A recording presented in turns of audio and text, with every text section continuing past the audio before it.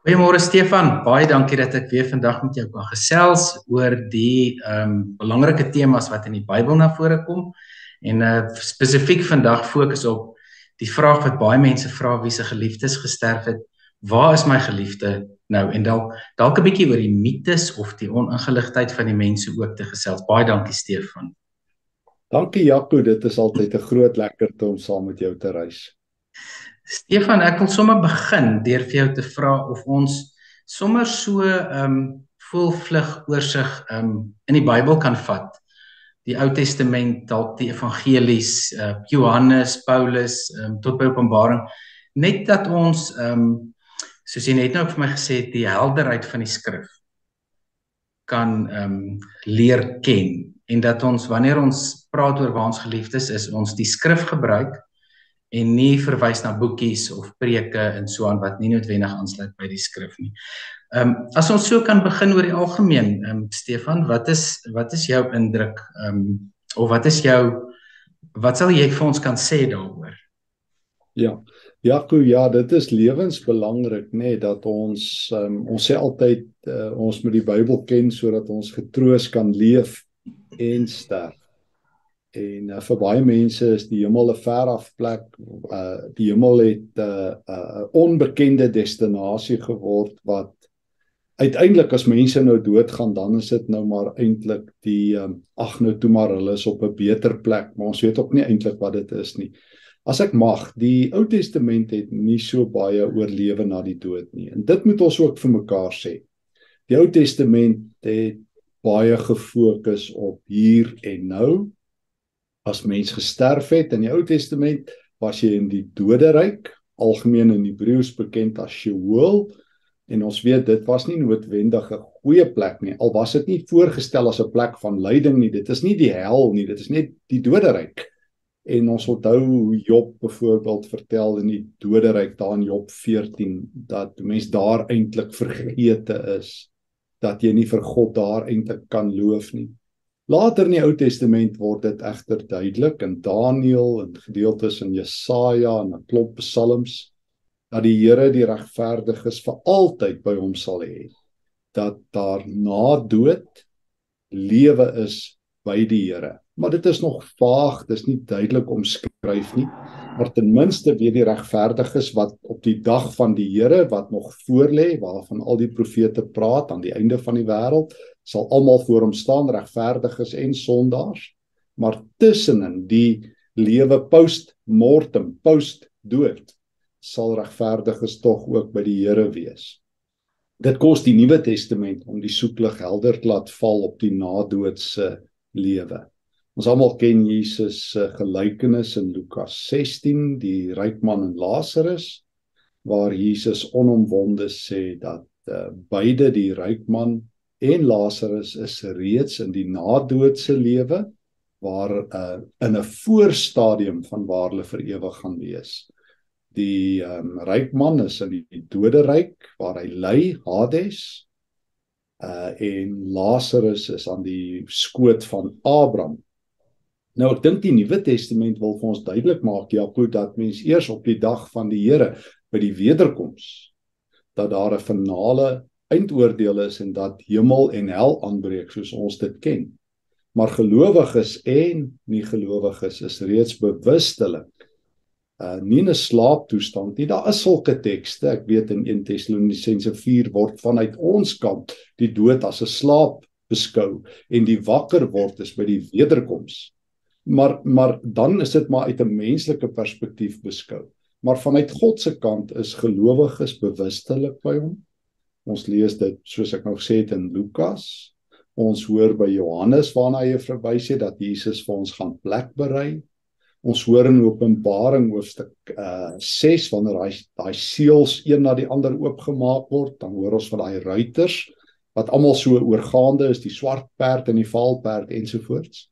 Maar ons hoor ook van 'n seël wat oopgaan en dan sien ons die siele van gelowiges wat reeds gesterf het, wat bewustelik by God is. En dan vra hulle, hoe lank nog, Here? Moet hierdie lyding op aarde aanhou? En dan gee God vir hulle wit klere. So die gelowiges wat gesterf het, is na doods bewustelik by die Here. En ek wil ook glo dat die verwysings reg deur Openbaring van die 24 ouderlinge vanaf hoofstuk 4 wat so rondom God se troon is, ook 'n verwysing is na Ou en Nuwe Testamentiese gelowiges wat reeds by die Here is. Ek kan dit ook redelik goed verduidelik dat Openbaring 20 se 1000-jarige vrederyk afspeel in die hemel. Nou tussen die eerste koms en die tweede koms van Jesus. En dat gelowiges wat hier en nou sterwe aansluit by die 1000-jarige vrederyk. Dat dit in die hemel afspeel. Ek sou ook miskien net kon verwys Jaco na Paulus se woorde in Filippense 1, waar hy sê as ek sterwe, dan is ek by Christus. En miskien Paulus se groot beeld in 2 Korinte 5 vers 1 tot 10. En ek is vas oortuig en ek het dit al bietjie in akademiese artikels ook meer breedvoerig bespreek, dat Paulus daar bedoel die lewe na die dood is soos die afbreek van hierdie aardse liggaam wat 'n tentwoning is en die oorgang na 'n nuwe bestaan by God wat soos 'n ewige gebou is. So, net om hierdie neutedop saam te vat, gelowiges is nadoods, bewustelik, by Christus, wat wag nog op ons by die wederkoms? 'n nuwe liggaam, 1 Korintiërs 15, wat wag op nie gelowiges? Die volle eindoordeel vir ewig, maar gelowiges is bewustelik postmortem nadoods saam met Christus. Net so ter inleiding. Stefan, nou wat baie interessant is, kyk, dis baie helder soos jy gesê het oor wat die Bybel sê. 'n Ander vraag wat baie mense vra tydens gesprekke nadat hulle geliefdes verloor het is, wat beteken die Nuwe Testament wat sê hulle gaan uit die grafte uit opstaan? Hoe moet hulle dit verstaan? Want hulle lees in die Bybel, die grafte sal oopgaan en die mense gaan dan hulle verstaan dit nie, want baie mense sê, maak dit nou saak as ons nou gaan veras of in 'n graf is, want wat gaan nou gebeur? Wat leer die Bybel ons oor daai vraag?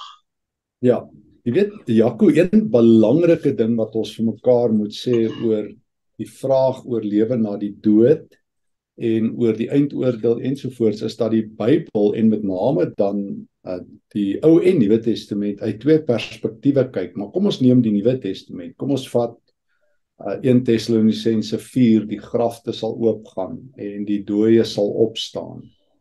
Of Matteus 24 op die laaste dag wanneer Christus verskyn, of 2 Petrus 3, daar's so baie tekste, maar kom ons bespreek daai idee wat by almal voorkom, naamlik dat die dooie sal opstaan. Mens moet onthou, dan kyk die Nuwe Testament uit menslike kant, vanuit ons kant, dan kom staan die Nuwe Testament aan jou en my kant. En dan sal die wat nog bly lewe op die dag van die Here, vir hulle sal dit lyk soos dooies wat opstaan.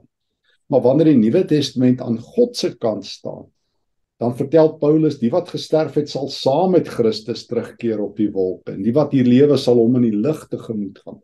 So die Nuwe Testament het twee kyke na lewe na die dood, en na die opstanding.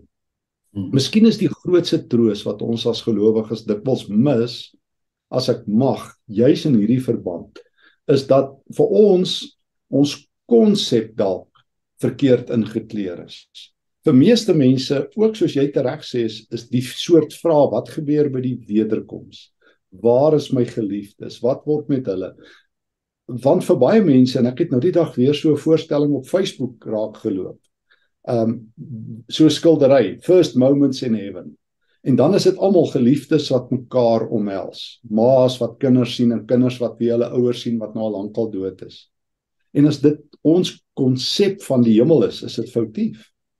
Want dan is die hemel maar net 'n voortsetting van wat hier op aarde is, sonder sonde. Soos wat ek altyd sê, vir baie mense is die hemel eintlik maar net 'n hemelse familiereunie sonder die hijackers en die misdadigers, en dit gaan vir altyd aanhou.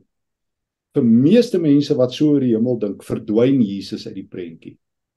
En daarom, as ek sulke boeke lees oor lewe na die dood, of mense dit lees en hulle vra vir my, Stefan, wat dink jy daarvan? Dan vra ek, vertel my wat 'n rol speel Jesus daarin?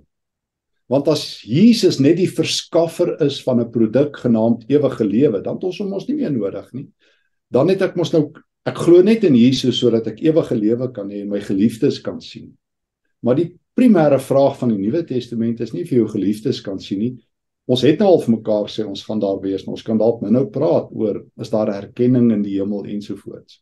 Maar die primêre lering van die Nuwe Testament is ons gaan by Christus wees. En daarom het Johannes, die Johannes Evangelie, nie eers veel tekste oor die lewe na die dood nie. Want Johannes weet om te glo is om in Christus te wees. En daarom het die Nuwe Testament ook nie spekulasie oor as jy doodgaan die dag, is jou streepie getrek, is dit wat moet gebeur, sal gebeur nie. Die Nuwe Testament het nie daai vrae wat mense het oor die dood nie. Want die Nuwe Testament leer ons is hier en nou saam met Christus. Vir my is een van die mooiste tekste as ek mag in die hele Nuwe Testament, die mees vergete teks, waar Paulus skryf in Romeine 14 vers 7. Ons leef nie vir onsself nie, en ons gaan ook nie dood vir onsself nie. As ons leef, leef ons om die Here te eer, en as ons doodgaan, gaan ons dood om die Here te eer. Dus of ons lewe en of ons doodgaan, ons is die Here se, ons behoort aan hom. So, weet jy Jaco, die Nuwe Testament sê ek lewe nou saam met Christus, ek sterwe in Christus en ek doen nuwe lewe saam met Christus. Die vraag by 'n gelowige se lewe moet verskuif vanaf ek en my geliefdes na my geliefde is by die Here. Die troos is nie dat in die eerste plek ek 'n geliefde gaan sien nie, maar dat my geliefde die Here gaan sien. Ek onthou 'n dame 'n klomp jare gelede wat haar man verloor het 'n paar maande na hulle getrou het. Toe sê hy ook vir my vra, gaan ek kom in die hemel sien? Toe sê ek, weet jy wat, ons kan nou daaroor praat, maar kan ek vir jou die troos van die Nuwe Testament leer? Dat niks ons kan skei van die liefde wat daar in Christus is nie. Romeine 8, nie dood of lewe nie, nie gevaar nie, dat ons na Christus toe gaan. Hy is ons lewe.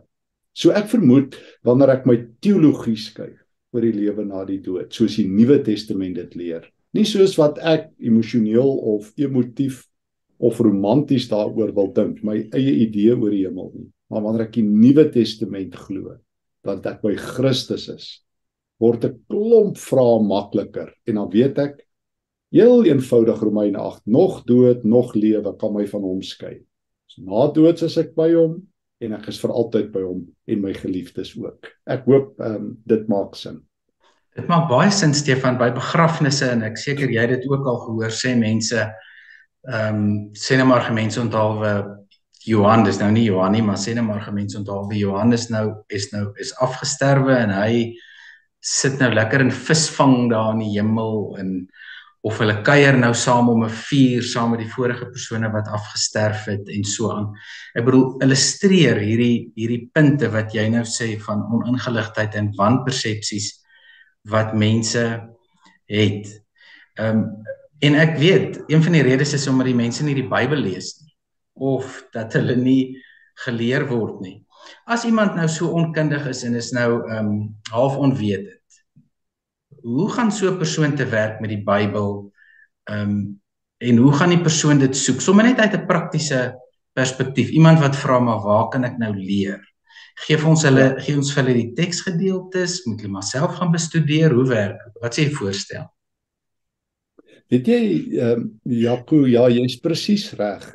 Ek het juis in die rubriek wat ek in die beeld het ek in die afgelope week geskrywe van iemand se frustrasie op sosiale media deesdae. Hy sê, daar's deesdae meer gelukwensings aan mense wat dood is, en wat hulle hoeveelste verjaarsdag in die hemel vier, as wat daar is aan mense wat lewe.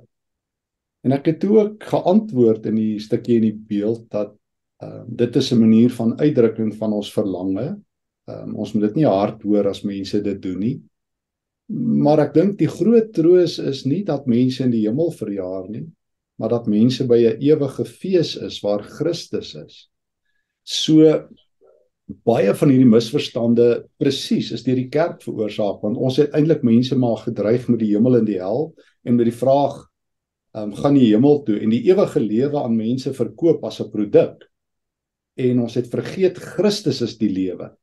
So as ek saam met mense deur sulke gesprekke gaan, dan neem ek hulle na Bybelgedeeltes toe na eintlik al Paulus se briewe. Ek meen Paulus het ek sou begin by sulke eenvoudige dinge soos Jesus is volgens die Nuwe Testament nie in die eerste plek ons verlosser nie, hy is in die eerste plek ons Here. Maar wanneer jy net aan Jesus as verlosser dink, en kan jy glo, hy word, as ek reg onthou, ek probeer nou vinnig onthou, net 13 keer in die Nuwe Testament ons verlosser genoem. Maar daar is 719 verwysings na die begrip Here in die Nuwe Testament. Weliswaar nie almal direk na Jesus nie, maar die meeste na hom toe. So, die oomblik wanneer jy aan Jesus as jou Here dink, en in die tweede plek as verlosser. 'n Verlosser verskaf verlossing, en daarna het jy nie eintlik die verlosser so nodig nie. Hy moet jou net in die hemel kry. So nou help ek mense om Paulus se briewe te lees. Oor en oor sê hy, ons is op pad na Christus toe, om met Christus te wees. In Filippense 1 bid hy, vers 9 tot 11, dat die gelowiges se oë sal oop wees, sodat hulle op die dag van die Here Christus as die Here sal sien. Paulus se briewe wemel van hierdie teologie. So wat ek sal doen is, ek sal mense begelei om daai tekste weer te lees. Om doodeenvoudige tekste wat almal haal, byvoorbeeld Romeine 8 vers 26, vers 28 aan bedoel ek. Alles werk ten goeie mee, maar niemand lees ooit Romeine 8 nie. Mense gee vir mense vals troos by afsterwe, veral by onnatuurlike afsterwe, soos by 'n moord of by mense wat ly of in 'n karongeluk dood is. Dan sê hulle, ag toe maar, jy sal later verstaan, daar's 'n doel met alles. Sy streepie was getrek. Maar hoor net wat doen Paulus. Paulus kom in Romeine 8 en hy troos gelowiges met Christus, nie met jy sal later verstaan nie, of daar's 'n doel met alles nie. Dit is fatalisties, dit is nie Christelike troos. Maar Paulus gee mense die volgende troos. Hy sê in daai bekende Romeine 8 vanaf vers 31, God het openlik kant gekies vir ons. Hy is aan ons kant. Wie sal ons aankla, né? Vers 33 en dan vers 35. Wie sal ons ooit kan wegskeer van Christus se liefde af? Dan noem Paulus alles op. Sal die volgende dinge dit kan regkry? Moeilikheid, benoudheid, vervolging, honger, groot armoede, gewapende aanvalle. Dan sê hy, niks kan ons wegskeer van Christus nie. Hy sê ons is besig met Christus se oorwinningsoptog. Vers 38. Nog dood, nog lewe, nog engele, nog enigiets. Tot in vers 39 kan ons skei van die liefde van God in Christus nie. So ek sal vir mense dit leer. Jy is Christussinne. Nou Paulus sê die dood kan ons nie wegskei nie. So wat leer ons van die dood? Die dood vat ons nie van die Here af nie. So dit is ons troos, dat of ek lewe, Romeine 14, vers 7 tot 9, as ek dit weer kan aanhaal, en of ek sterwe, ek is Christussin. Filippense 1, as ek sterwe, is ek by Christus. 2 Korintiërs 5, as hierdie liggaam afgebreek word, kry ek 'n nuwe liggaam by Christus. My troos is, dat ek by Christus is. So ek sal saam met mense deur daardie tekste werk.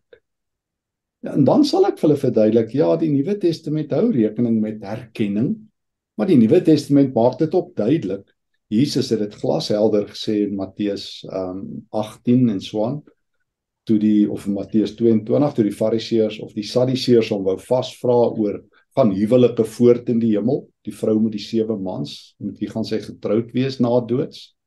Toe sê Jesus, ons gaan daar soos engele wees, ons word nie engele nie, maar ons gaan voort in 'n ander soort bestaan. Ons gaan saam met ander gelowiges by die Here wees. Maar ons troos is dat ons by die Here is. Nie dat ons saam met ons man of vrou of kinders is nie. Ja, ons gaan hulle herken en ons gaan daar saam wees. Maar ons almal saam gaan by Christus wees. En Openbaring 5 vertel hoe die kerk van die hemel hom aanbid. So ons moet ons fokus na Christus skuif. Anders is die hemel 'n verskriklike teleurstelling. Ja. Stefan, terwyl jy praat, dink ek ook aan die volgende wat baie mense sê, hulle kan voel hoe hulle geliefde op hulle neerkyk, of hulle die ervaring as iets moois gebeur, dan, dis die een ding, die persepsie wat mense het, ek leer mense, ek is baie seker en oortuig dat dit 'n wanpersepsie is, en die tweede wat mense baie keer sê, is hulle voel die mense aan, of hulle hoor die mense met hulle praat. Nou ek weet uit 'n pastorale perspektief hanteer ek die situasie pastoraal en respekteer ek dit so en daar's prosesse wat ons deurwerk. Wat leer die Nuwe Testament ons oor hierdie persepsies van iemand, hy kan my sien of sy kan my hoor of ek hoor hulle onder? Is dit moontlik volgens die Nuwe Testament? Jy weet Jaco, dis 'n baie ou en 'n diep gewortelde instelling. Ekskuus, ek net by selfoon, ek's net bang hy lei. Op wat mense het, en dit kom eintlik maar uit, weet Hollywood hou dit op in stand. Dis my altyd die verstommendste dat geen mense in Hollywood glo in die Here nie, maar almal glo jy kan met dooies praat. Daar's amper nie 'n fliek nie of hulle gaan sit daar by 'n graf en dan praat hulle met oupa en ouma daar by die klip waar die persoon begrawe is, en dan doen nou hierdie gesprekke.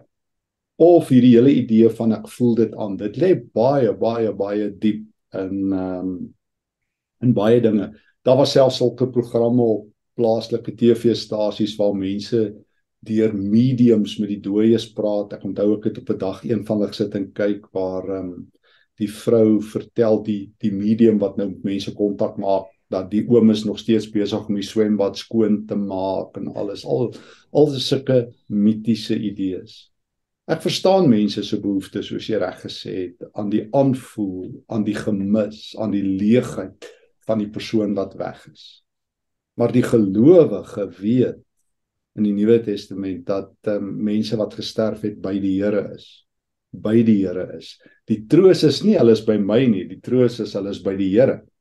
Dis die troos. En as dit nie troos is nie, ek moet op ander baie gesonde, konstruktiewe maniere deel met my verlies, met my lyding. Dit is verskriklik om 'n geliefde te verloor. Maar dit is wonderlik om hulle in die hande van die Here los te laat. Ek wonder partykeer, Jakob, of mense regtig in die ewige lewe glo. Die grootste wonderwerk wat ek dikwels sien volgens mense is juis dat ons hulle weggebid het. Hulle was amper by die Here, toe bid ons hulle terug. En ek bedoel dit nie ligsinnig nie. Maar vir meeste mense is hulle veg, en ons moet ook, die Here het ons nie gemaak om maar net te sterwe nie. Maar Paulus sê ook, hy verlang om by die Here te wees. Daar moet ook 'n diep verlange na die Here wees. Maar deesdae lyk dit vir my is die grootste wonderwerk dat die Here jou teen die ewige lewe bewaar. Weet, soos iemand nou dag vir my sê, daai persoon was nou amper dood, en toe bid ons hom terug. Toe sê ek, sjoe, het julle my die Here se hande uit teruggebid. Ek onthou my eie pa, wat aan kanker gely het. En op 'n dag het hy vir my gesê, my kind, ek gaan nie meer vergewe nie. En ek het vir hom gesê, pa, asseblief, gaan net nog een keer, ons wil jou hier hê. Toe sê my pa, my kind, ek weet dit, maar ek verlang om nou by die Here te wees, hy roep my, moet my asseblief nie keer as die Here my roep nie. En dit het my ook baie geleer, dat ons mense moet laat gaan, dat ons helder moet dink oor lewe na die dood, dat ons nie ons geliefdes met ons eie verbeeldingsvlugte by ons kan hou nie. Hulle is by God, objektiewe feit, glo dit, en dit is my troos, dat dit verreweg die beste is, daar waar die trane afgedroog word, daar waar 'n nuwe lewe is. Openbaring 7, daar waar mense soos Lazarus by Christus kan wees en aan sy voete kan sit en tot rus kan kom.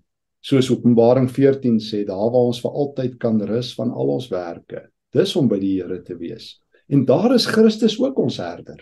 Dis vir my so mooi, weet jy, in Openbaring 7, Jakob, dat selfs in die nuwe Jerusalem het ek Jesus nodig. Hy is my Here ook in die nuwe Jerusalem. Openbaring 7 sê, daar sal hy ons soos 'n herder steeds lei. Soos ek hier is, Openbaring Johannes 10, is Jesus my herder.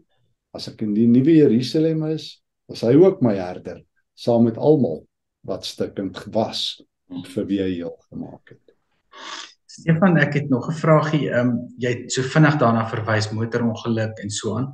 Kyk, die manier hoe ons geliefdes sterf bepaal in 'n groot mate ook ons rouproses. Natuurlike dood het oor die algemeen 'n spesifieke proses, en dan 'n onnatuurlike dood het natuurlik ander prosesse, byvoorbeeld motorongeluk, moord en selfs selfmoord. En baie mense sê hulle geliefde het selfmoord gepleeg, en nou word daar vir hulle gesê hulle geliefdes in die hel. Is daardie stelling Bybels gefundeer, of is dit 'n menslike opinie om so uitspraak te lewer?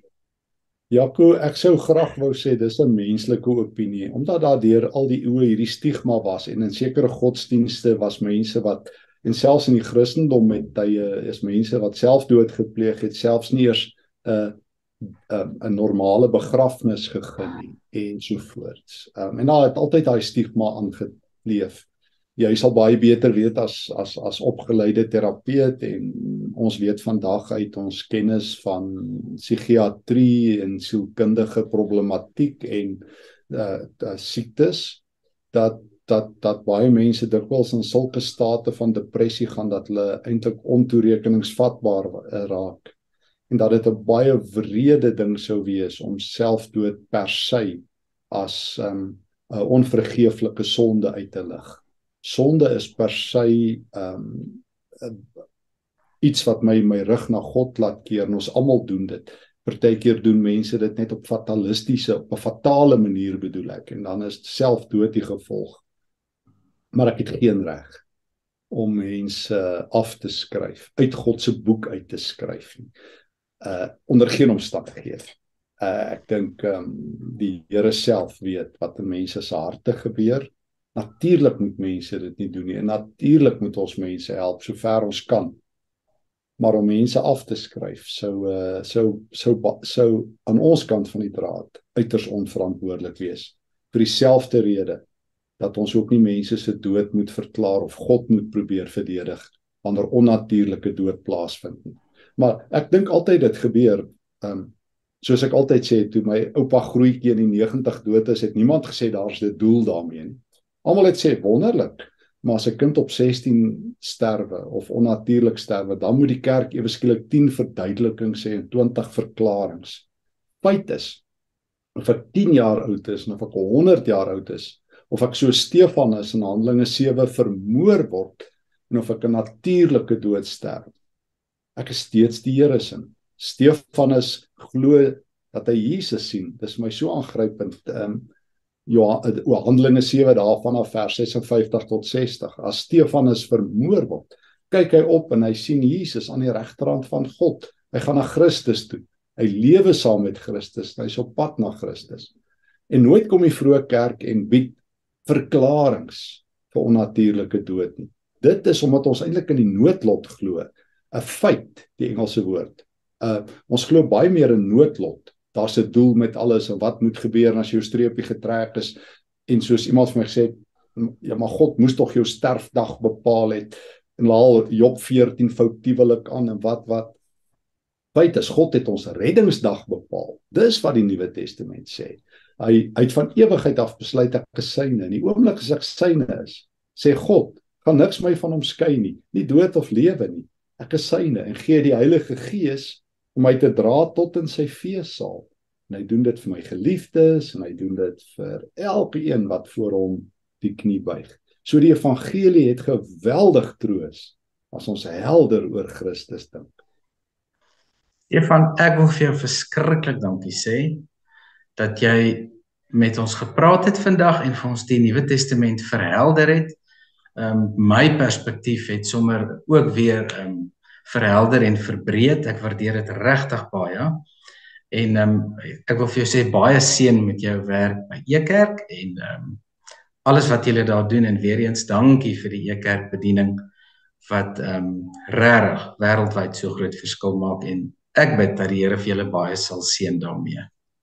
Baie dankie Jaco en ek is ook dankbaar dat ek mag sê jy's ook deel op 'n wonderlike manier met Ekerk se berading. Dankie dat jy ook daar deel is. Baie dankie dat ek kon saamgesels. Dis wonderlik. Lekker dag vir jou.